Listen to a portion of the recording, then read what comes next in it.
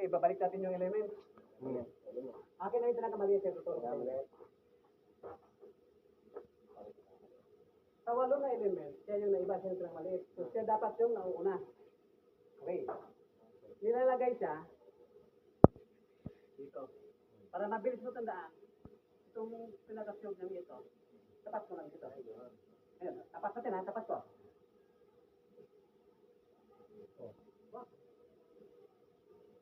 Meron pang isang palatandaan para hindi ka malito.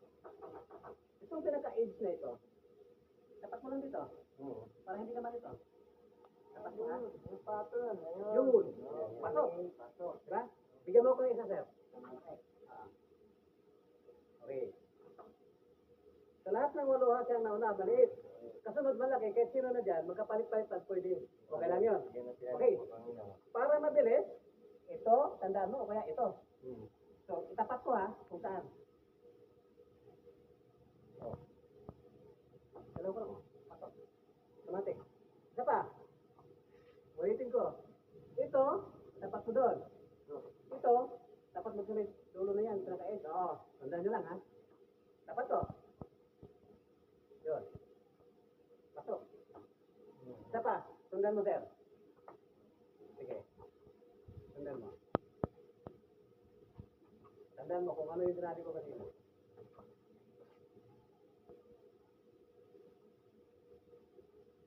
Yun.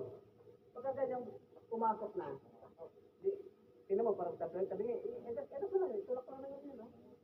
Kaya, pwede mong, okay na naman, para magbukod siya. Okay. Go. Sige, next. Yung gitna.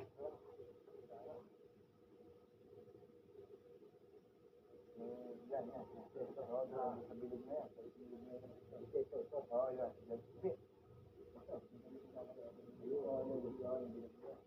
Doon. Yan.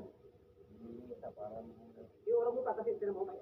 So sa kanyang guide, maluwag siya. So kulang siya sa yun. Kulang. Yan. Para kumapit, pwede nyo pupukin ito. Hindi mas matutumba. Okay.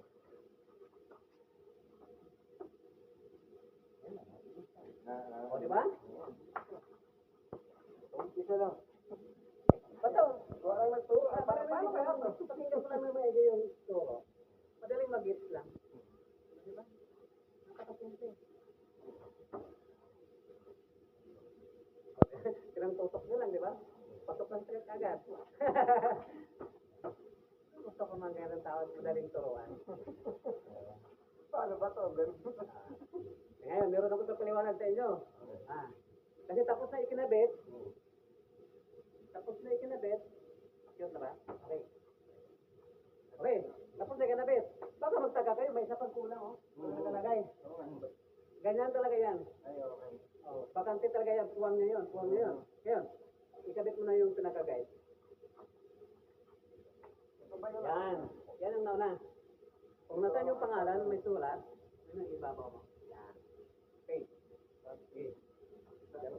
Pasok mo. Tapos yung pinagkagay. Yan. Pasok mo siya.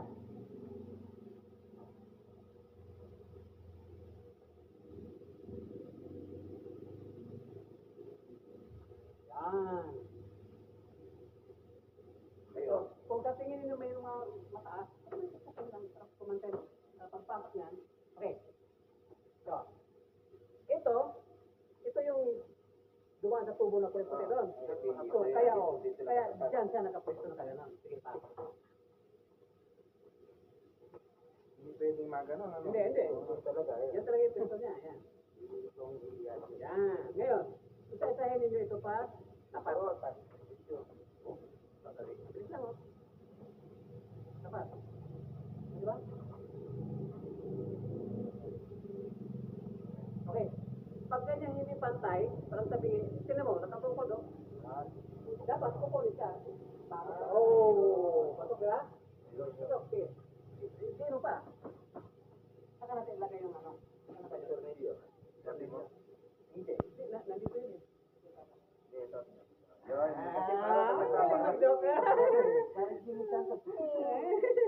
Mamaya yung pag-class natin, mamaya, hindi natin yan, may nakapag-isip.